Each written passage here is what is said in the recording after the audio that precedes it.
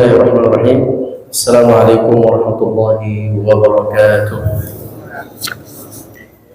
Innal hamdalillah nahmaduhu wa nasta'inuhu wa nastaghfiruh wa na'udzu billahi min shururi anfusina wa min sayyiati a'malina. Man yahdihillahu fala mudilla lahu wa man yudlil fala hadiya lahu.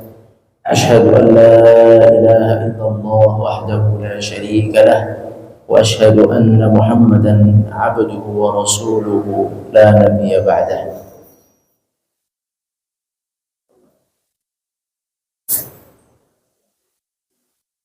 Kaum muslimin yang dirahmati Allah Subhanahu wa taala, kita bersyukur kepada Allah dengan mengucapkan alhamdulillahi rabbil alamin. Salawat dan salam kita sampaikan kepada Nabi kita, Nabi besar Muhammad sallallahu alaihi wasallam. Alhamdulillah, kita masih Allah berikan kesempatan dan taufik untuk sama-sama mempelajari agama Allah Azza wa Jalla, khususnya mengenai fiqih salat. Pada pertemuan sebelumnya kita telah membahas fardu salat, yaitu niat dan takbiratul ihram. Pada kesempatan kali ini insyaallah kita akan membahas fardu salat yang berikutnya, yang nomor 3, yaitu qiyam. Qiyam artinya berdiri. Di antara fardu atau kewajiban atau keharusan salat itu adalah berdiri. Rukun salat adalah berdiri. Artinya barang siapa yang mampu berdiri kemudian dia dengan sengaja duduk atau berbaring salatnya, maka tidak sah salatnya. Oleh itu perlu dipelajari kapan keadaan-keadaan kita boleh duduk, kapan keadaan-keadaan kita boleh bersandar, dan kita harus berdiri. Kita akan baca makalahnya nomor 3. Nomor 3 yaitu qiyam. Kita akan bahas nomor 3, qiyam. Qiyam atau berdiri adalah fardu salat berdasarkan firman Allah Subhanahu wa taala, wa qumu lillah. Wa qumu lillahi qanitin. Wa qumu lillahi qanitin artinya adalah wa qumu dan berdirilah. Ini terjemahannya terbalik nih ya. Dan berdirilah itu terjemahan yang bawah. Wa qumu dan berdirilah. Jadi berdiri. Allah memerintahkan untuk qiyam. Wa qumu, berdirilah lillah, untuk Allah. Qanitin. Qanitin artinya dengan lama. Qunut.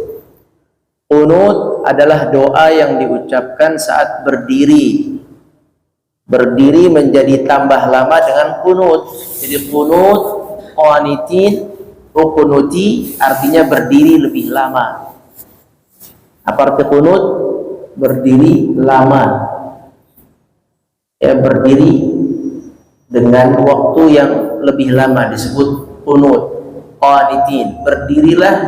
Wa qumu lillah, dan berdirilah kepada Allah dengan lama, yakni qanitin, dengan lama, yaitu khusyuk, dengan khusyuk.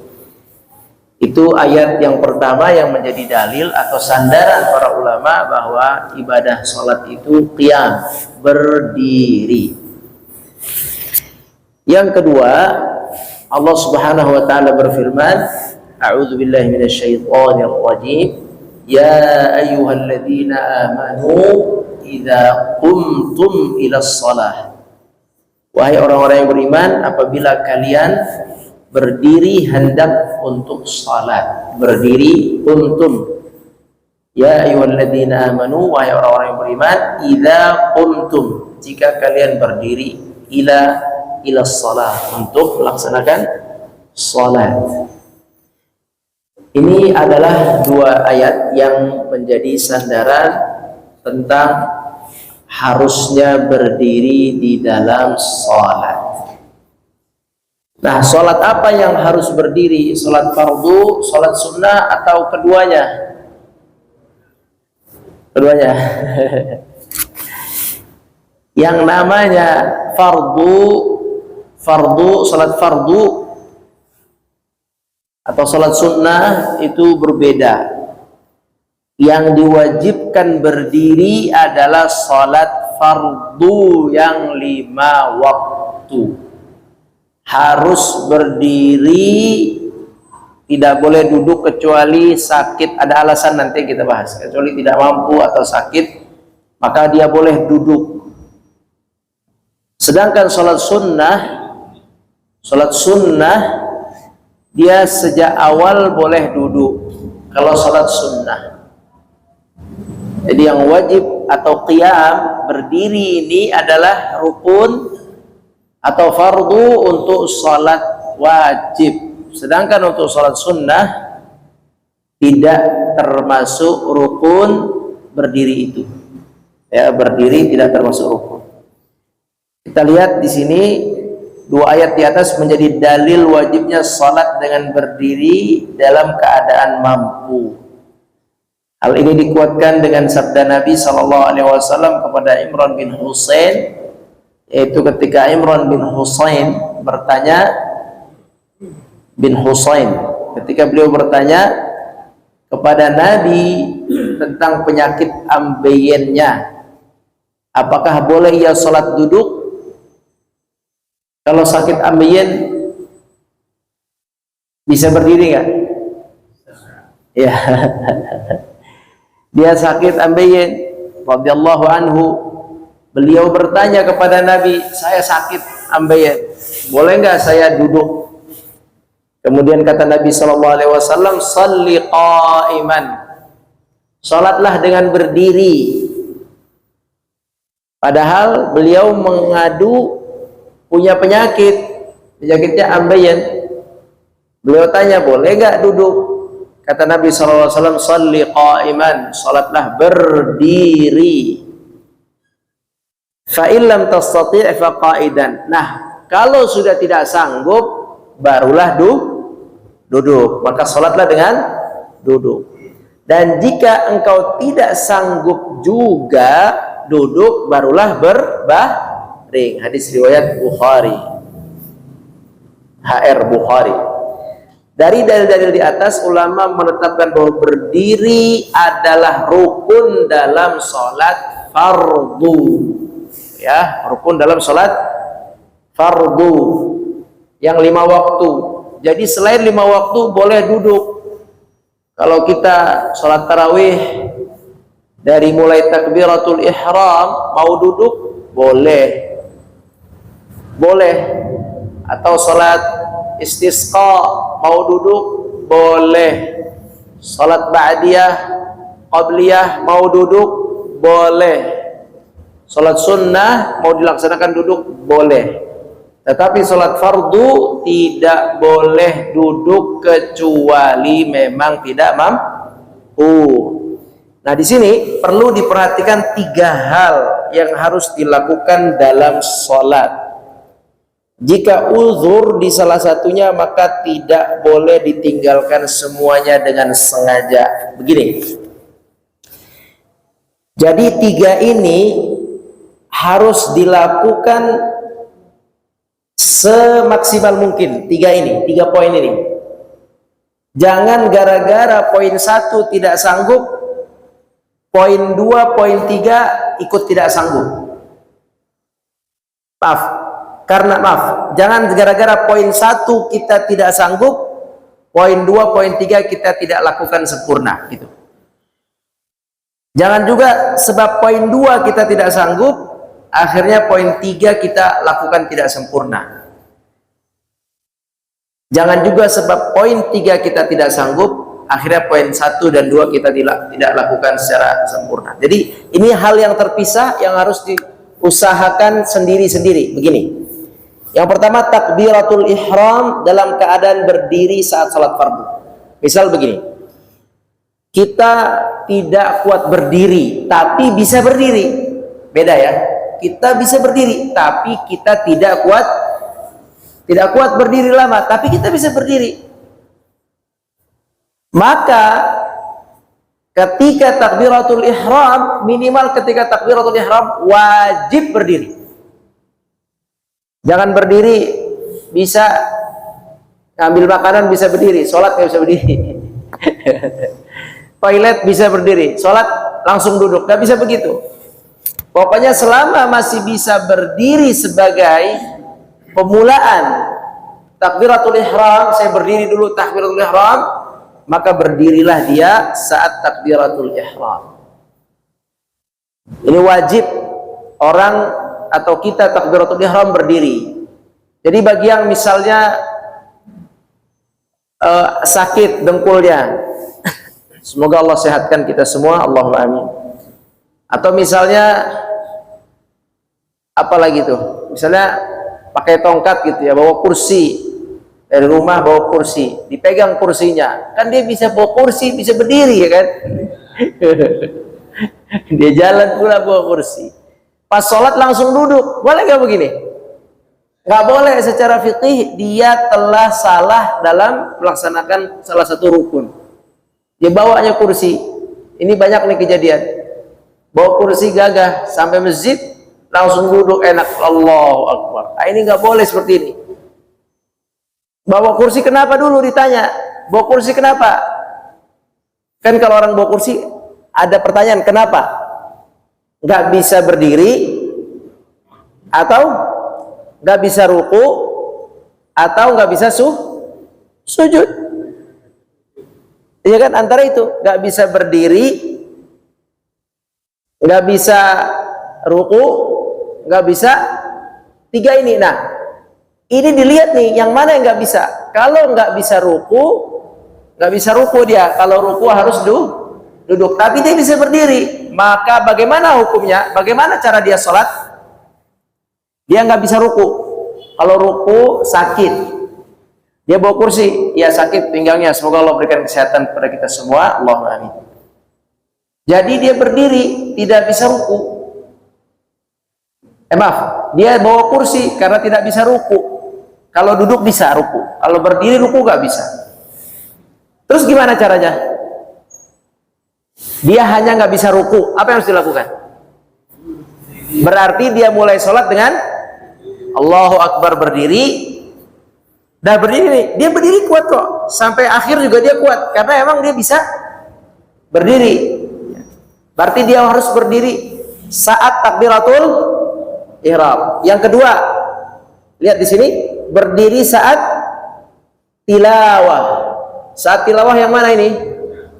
Saat imam baca Al-Fatihah dan ayat, itu juga masih berdiri. Bisa nggak? Oh, saya masih kuat berdiri. Kemudian ba'da ruku, kita ulangi ya, takbiratul ihram, dia berarti berdiri, Allahu Akbar, oke? Terus tilawah, masih kuat berdiri? Masih, berarti dia berdiri. Setelah imam ruku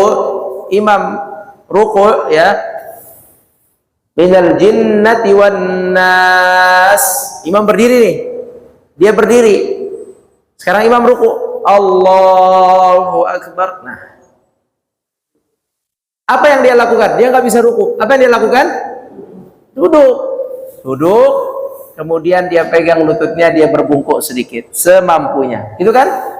Nah, terus imam Sami'allahu liman hamidah. Harusnya dia bangun lagi. Tuh kursi cuma buat ruku soalnya. Kursinya berlaku hanya untuk ruku. Setelah dia berdiri i'tidal, sami'allahu liman hamidah, kemudian kan imam sujud, Allahu Akbar. Dia bisa sujud, nggak ada masalah. dengkulnya sehat, itu ruku nggak tahu, pokoknya dia susah. Subhanallah, semoga Allah sehatkan kita. Jadi mungkin selewat sedikit, ya. Jadi dia nggak bisa ruku, tapi sujud bisa. Maka setelah dia berdiri, gimana? Wajib nggak sujud? Dia sujud atau duduk? Sujud wajib kalau dia bisa sujud. Nggak boleh dia di atas kursi. Gitu. Ini tiga hal keadaan yang wajib dilakukan, ini harus dikejar, yaitu takbiratul ihram berdiri, terus saat tilawah berdiri, saat ruku, ba'da ruku berdiri, saat ruku dan sujud dilakukan dengan sempurna. Ini harus dijaga. Jangan sebab nggak bisa ruku, tiga-tiganya akhirnya duduk, nggak boleh. Jangan karena nggak bisa sujud, tiga-tiganya duduk, nggak boleh. Gitu. Oke? Oke, sekarang misalnya dia bisa ruku, dia bisa sujud, tapi nggak tahan lama berdiri. Nah, nomor berapa tuh? Yang nggak bisa nomor berapa? Dia bisa nomor 3, ruku sujud bisa, takbiratul ihram berdiri bisa, cuman dia nggak bisa lama, imamnya lama pula. Udah tahu nih imam hari ini lama nih, udah siap-siap, nggak apa-apa Pak, kalau emang nggak sanggup. Jadi takbiratul ihram dia bisa berdiri, cuman nggak kuat lama. Bagaimana caranya? Pas takbiratul ihram tetap harus berdiri, jangan lupa takbirnya tetap harus berdiri, terus langsung duduk. Iya, nggak boleh langsung duduk, karena di sini tilawah itu harus berdiri, terus dia berdiri sampai kira-kira, jangan sampai gemeteran juga. Ya sampai gemeteran, pokoknya kira-kira aja dah. Di sini nanti ada penjelasan kok, ada penjelasan. Yang lebih tahu adalah yang sakit antara dia dengan Allah. Jika dia jujur, dia dapat 2 pahala. Kalau dia bohong, dia dosa di bohongnya itu, bisa batal nanti salatnya. Jadi antara dia dengan Allah yang merasakan seberapa sakitnya. Kalau seandainya ini, kalau saya berdiri lebih dari 5 menit, goyang nih, ya, gempa bumi. Subhanallah. Allah ghafir lana. Kesemutan misalnya, hari Jumat. Kalau hari Jumat kesemutan gimana? Nah, kalau kesemutan harus berdiri sih. Kalau kesemutan ini kan menuju hilang, menuju dari kesemutan menuju hilang, itu harus dipaksa berdiri. Apalagi gara-gara tidur hari Jumat, tidur kesemutan, ini harus berdiri. Beda dengan kalau sakit. Kalau sakit dia memang dari kuat menuju lemah. Kalau itu boleh, silakan Pak. 5 menit. Aduh, saya mungkin rakaat pertama Al-Fatihah saya sanggup berdiri, pas amin saya duduk, gitu. Bukan amin calon presiden ya. Udah di blok grupnya, nggak boleh politik di grup. Bagus. Iya, jadi bagus, lebih tertib grupnya. Alhamdulillah. Jadi kaum muslimin rahmati Allah, apa tadi habis kalimat waladhdallin amin saya mau duduk, boleh nggak? Boleh kalau memang dia merasa tidak kuat, ya. Rakaat kedua nanti saya dari habis takbiratul ihram, takbir berdiri ke atas, setelah imam baca bismillahirrahmanirrahim alhamdulillahirabbil alamin, saya langsung duduk, boleh juga selama takarannya sudah dia rasakan sejujur-jujurnya, gitu ya. Jadi dia boleh duduk ketika di saat tilawah selama dia merasa benar-benar sakit. Nah, saat tilawah nih, tilawah dia duduk. Kayak tadi Al-Fatihah selesai dia duduk. Imam baca surat Al-Fajr, lumayan panjang Al-Fajr, sedanglah selembar. Kemudian sehalaman. Kemudian setelah Al-Fajr selesai, ruku. Nah, dia bisa ruku. Gimana Pak? Dia tadi berdiri, gak kuat lama, Al-Fatihah selesai, dia duduk. Imam baca Al-Fajr. Sekarang Al-Fajrnya selesai, imam ruku. Allahu Akbar. Dia lagi duduk. Gimana harusnya? Dia bisa ruku nih. Iya, berarti dia dia berdiri dari tempat duduknya, dia ya, kena dong itunya, nggak apa-apa. Kesundul dikit, kursinya kesundul dikit, nggak apa-apa, maju dikit aja nggak apa-apa. Kesundul kan? Nggak apa-apa. Rukulah dia, karena dia kuat ruku. Terus ya tidal, apa ya tidal? Bangun dari ruku. Nah ini kan sebentar bangun dari ruku. Kalau dia sanggup bangun dari ruku berdiri, maka dia berdiri lagi. Sami Allahu liman hamidah. Kursi masih di belakang nih. Kan tidal nggak lama, sebentar aja. Rabbana walakal hamdu. Kemudian sujud, Allahu Akbar. Dia bisa sujud, bisa. Dia bisa sujud, maka dia wajib sujud. Begitu caranya. Jadi tidak karena satu alasan kemudian semua rukun di atas kursi, nggak boleh begitu.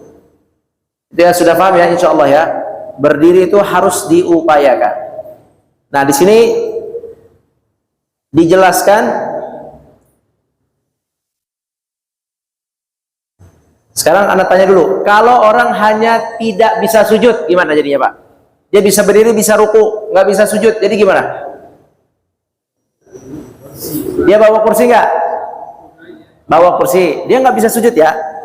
Oke, bawa kursi, taruh belakang. Kalau punya kursi di pojok, persis seperti ini supaya softnya bagus, pojok, kanan kiri. Nah betul, udah kursinya udah pas nih. Nah, udah tuh, berarti dia takbiratul ihram, duduk atau berdiri? Jadi ruku ya berdiri sempurna, ya tidal, sami Allahu sempurna. Terus sujud, ya gitu ya. Emang ini perlu disosialisasi ini supaya nggak memudahkan, duduk ini tidak dimudah-mudahkan gitu. Kecuali sholat, nah itu beda lagi kalau sholat sunnah. Silakan dari awal duduk. Baik, tidak boleh hanya karena tidak bisa sujud maka sholatnya duduk secara sempurna, secara total, semuanya duduk, tidak boleh. Atau karena tidak bisa ruku maka duduk secara total, ini keliru. Seharusnya adalah melakukan semua yang dapat dilakukan kecuali bagian yang benar-benar tidak mampu dilakukan karena uzur gitu. Dalam sholat fardu harus berdiri jika mampu dengan semua bentuk berdiri, baik berdiri tegak, bersandar ataupun agak miring. Wah, sampai kayak gitu. Saya nggak bisa nih berdiri tegak, harus nyandar, berarti ngambil yang pojok situ. Kalau misalnya bisa diambil situ pojok, berarti dia bersandar. Boleh nggak? Boleh, karena saya nggak kuat berdiri. Mendiri sempurna, berarti dia bersandar gitu. Atau dia miring, tadi bersandar ke belakang, atau bersandar miring begini, boleh juga, nggak apa-apa. Yang penting berdiri, jangan tiba-tiba langsung duduk. Itu poinnya. Jangan langsung duduk, tapi berdiri. Jadi boleh sholat bersandar tuh boleh. Untuk siapa? Iya. Untuk yang nggak kuat nih, jangan salah. Kalau yang kuat ya janganlah. Kalau yang nggak kuat, yang kurang sehat atau kurang kuat lah berdirinya, boleh dia bersandar. Jadi jangan kaget kalau ada orang sholat bersandar. Ya, bersandar. Berarti dia mungkin kurang sehat. Gak apa-apa, bersandar. Semoga Allah berikan kita semua kesehatan. Allahumma amin. Ya Rabbal alamin.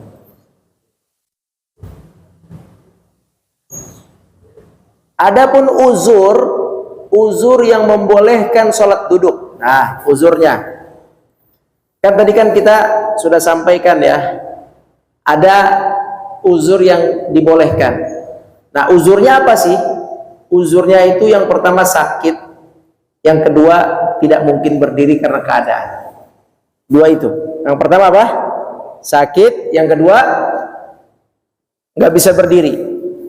Sakit ada 4 hal yang perlu diperhatikan.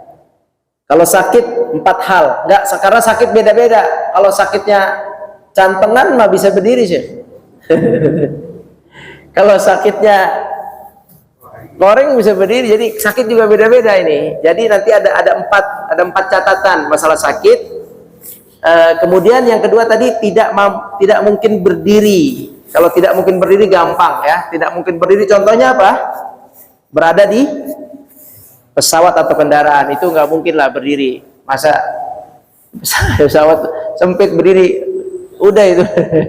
Atau sholat di onta berdiri, gimana sholat di onta? Nggak bisa. Kalau sholat di onta, sholat di kuda, sholat di mana, di atas. Kalau dulu ya di onta di zaman Nabi kan. Kalau kita sekarang di atas kuda, kalau ada kuda, di atas kendaraan, kalau ada kendaraan, tergantung. Di atas motor misalnya. Kalau sholat di atas motor bisa nggak? Nggak bisa. Kalau di atas unta bisa, unta jalan sendiri. Ya, unta pinter, jalan sendiri dia. Bisa, terus sholat dia jalan lurus. Unta itu pinter. Di antara kepintaran unta itu dia punya kemampuan untuk mencari jalan, punya tanda sendiri dia. Dia hebat, dia punya tanda sendiri, bisa nyari jalan yang pas, yang bagus. Itu unta doang tapi. Jadi dia nggak belok-belok, Pak. Kalau kuda belok sono, belok sini. Kalau dia lurus, dia benar-benar kayak disebut apa, Pak? Perahu ya, Pak? Perahu padang pasir, apa namanya? Kapal ya? Kapal padang pasir, lurus. Jadi bisa di atas unta sholat itu bisa dengan tenang, dengan nyaman, tidak perlu dikendarai. Tapi kalau di atas motor nggak bisa, ya. Nanti nabrak. Yang bisa yang belakangnya, ya. Tapi ngapain, Pak? Udah banyak masjid, udah banyak masjid. Jadi ya, di atas kendaraan, yaitu kalau dulu Nabi di atas unta, kalau sekarang di atas kendaraan, itu akhirnya fardu yang harusnya sempurna, berdiri sempurna, ruku sempurna, sujud sempurna, akhirnya menjadi gugur ya, karena keadaan. Itu gampang ya. Nah sekarang kita kembali ke nomor satu. Nomor satu, masalah sakit ini jangan jangan memudah-mudahkan. Ada perihal yang perlu diperhatikan. Satu, sakit yang dimaksud adalah dia nggak ada luka nih, semuanya kelihatannya sehat walafiat. Tetapi kalau berdiri ada rasa yang makin sakit. Kadang tumit, atau kadang dengkul, kadang persendian. Kalau berdiri makin sakit. Jadi gimana? Angkat kaki satu. Atau miring, boleh nggak miring? Yang satu kakinya enggak. Ya, begitu. Boleh nggak? Itu bukan boleh lagi, harus. Kan gitu kan? Ini kalau berdiri yang kaki yang sini kurang pas nih, kurang kuat, jinjit atau dilemesin. Ya harus begitu selama masih bisa berdiri. Nah ternyata ini dua-duanya kalau berdiri makin sakit. Apa contohnya ya? Wallahu a'lam. Pokoknya kalau berdiri dia makin sakit aja gitu. Nah seperti ini silakan berdiri semampunya. Paham ya? Kalau berdiri makin sakit. Yang kedua, jika berdiri berat, dia tidak sakit tapi berat kayak pusing. Kalau berdiri ngeliang-ngeliang gitu, kakinya sih kuat tapi berat, pala badan berat gitu. Atau mohon maaf, semoga Allah berikan kita semua kesehatan. Orang yang terkena penyakit misalnya, mohon maaf, stroke misalnya, semoga Allah berikan kita kesehatan semua. Maka berat, maka dia di sini dibolehkan untuk duduk, tapi diusahakan, ingat nomor satu tadi yang di atas takbiratul ihramnya diusahakan berdiri. Setelah itu dia silakan duduk. Tilawahnya duduk, Al-Fatihah dan suratnya duduk, rukuknya boleh duduk. Tidalnya duduk, ruku dan sujudnya kalau dia mampu dia ruku dan sujud. Nah, jadi yang kedua ini jika berdiri dia merasa berat sekali saya berdiri. Nah, maka boleh duduk. Yang ketiga, jika berdiri makin lama sembuh. Ya, misalnya ada penyakit, kalau dia berdiri makin lama sembuh. Iya misalnya ada gitu. Misalnya di dengkul gitu, kalau atau gimana lah. Ini begitu kata ulama fikih, saya nyampein aja. Iya, kalau dia berdiri terjadi misalnya ya ada pengaruhnya secara medis sehingga dia dianjurkan untuk duduk. Ya kan, misalnya ini ya kalau nggak salah orang yang stroke awal ya, semoga Allah berikan kita kesehatan, kan gitu ya, nggak boleh berdiri dulu kan? Ya, orang yang secara medis gejala stroke itu stroke ringan, masuk rumah sakit dia bed rest gitu, nggak boleh Pak, nggak boleh berdiri, nggak boleh nggak boleh turun dari kasur misalnya gitu kan.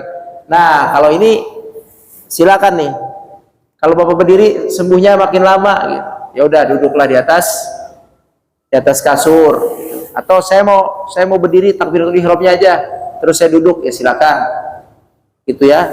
Ini namanya kalau berdiri makin lama sembuh.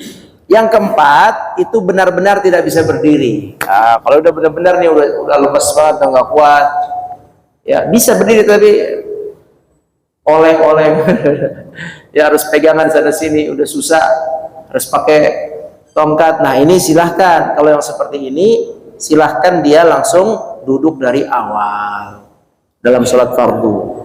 Nah penentuan kadar rasa sakit ini diserahkan kepada setiap orang yang merasakannya langsung. Jadi kita nggak bisa merasakan, yang merasakan siapa? Ya orang itu. Jadi kita ini masing-masing menilai semampu apa. Kalau mampu berdiri, berdiri.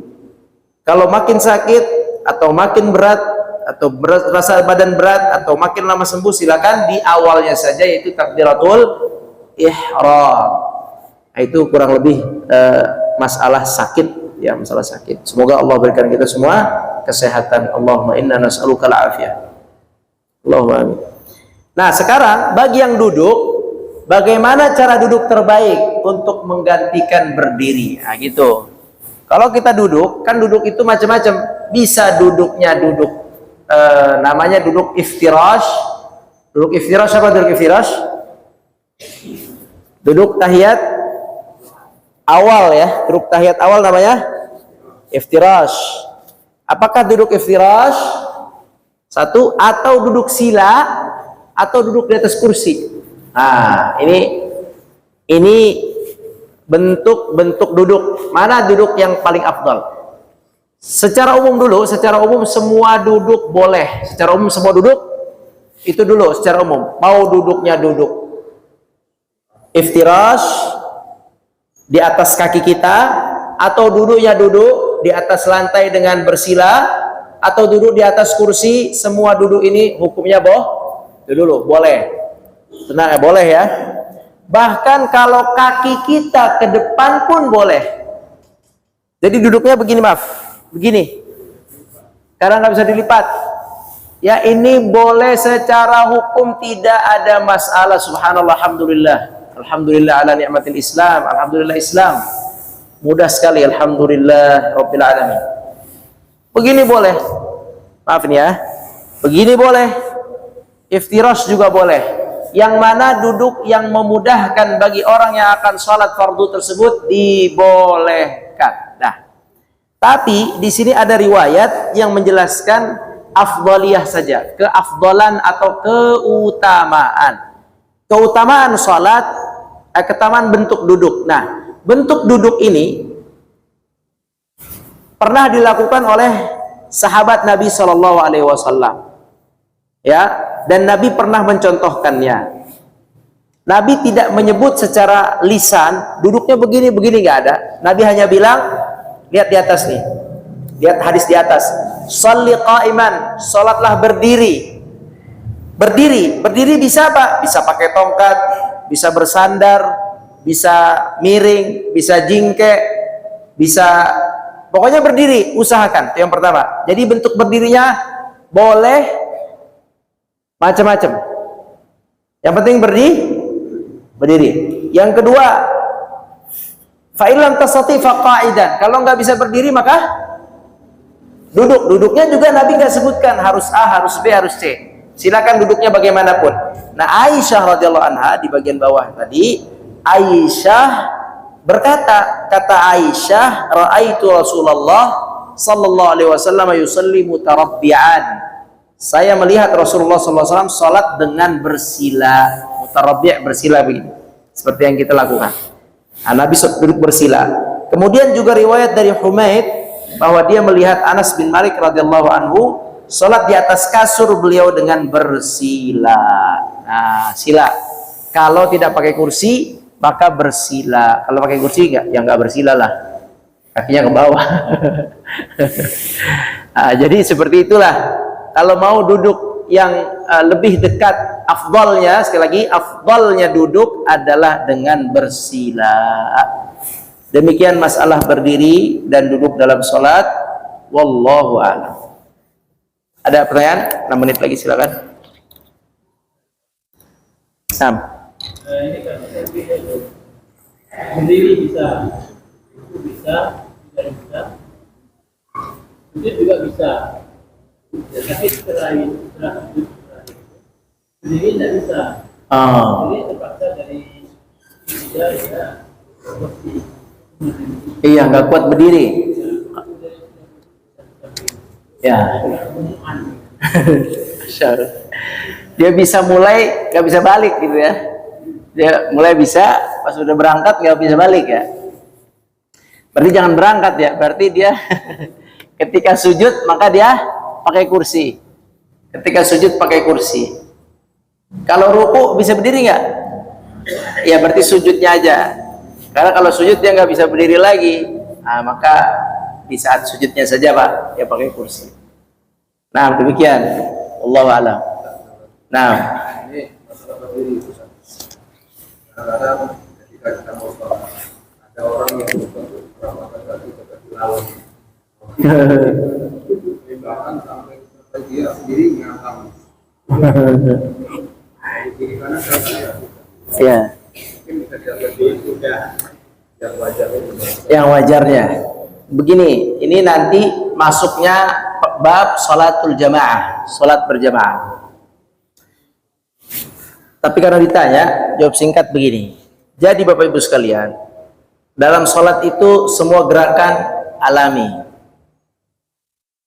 Angkat tangan sesuai yang Nabi sampaikan kemarin udah ya, segini atau atas kuping. Ini ya, segini, kurang lebih aja lah.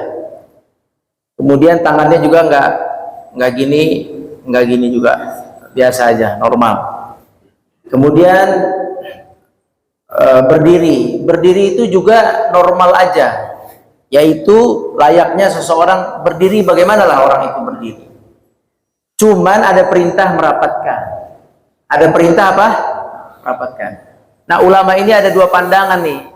Kalau ngerapatkan, mana dulu? Pundak dulu atau kaki dulu? Nah ini yang jadi pembahasan. Ya, apakah kalau rapat itu pundak dulu kita tempel atau kaki dulu kita tempel? Ini jadi pembahasan.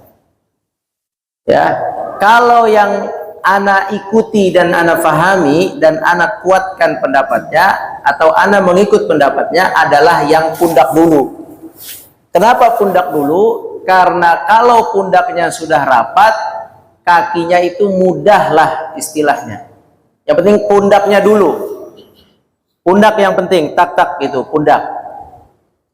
Kalau kakinya rapat begini, dilebarkan, pundaknya itu celah, nanti lihat deh ketika ruku dan sujud bercelah itu. Ya, karena dia melebarkan kakinya melebihi pundaknya. Kalau dia melebihi pundaknya, nanti ketika ruku sujud itu kan status, nggak mungkin sujud ini kita nih dengkul kita lebar-lebar begini, nggak mungkin lah. Ya kan? Jadi kalau sujud pasti ini dengkul kita setara dengan normal orang sujud, dengkul setara dengan pundak, nggak mungkin dengkulnya dilebarkan. Tapi kalau kaki, telapak kaki bisa dilebarkan, makanya sebaik-baiknya patokan itu adalah pundak dulu. Tapi di kita susah rapet Pak, ya susah, nggak mau orang. Jadi bukan masalah kaki nggak kaki sih Pak, mau kaki mau pundak kagak ada yang mau rapet di sini. Susah. Di pesantren baru tuh bisa. Pesantren dulu kami di kampus, bisa di Mekah tuh, mau nggak mau. Bisa. Kalau di tempat-tempat sholat begini ini agak susah, agak susah. Ala kulli hal, ilmunya adalah sebaiknya pundak dulu. Sebaiknya pundak dulu, karena tadi alasannya kalau pundak sudah rapat, kaki mudah. Tapi kalau kaki yang dulu dirapatkan melebihi pundak, menjadi apa? Renggang di saat ruku dan sujud itu. Nah, Allah. Baik. Nah.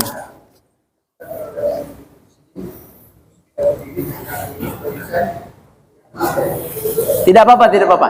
Bagi yang di kursi memang akhirnya softnya tidak begitu lurus, tidak apa-apa, dimaafkan. Hah? Kursi di sini ya, sujud. Kursi dia.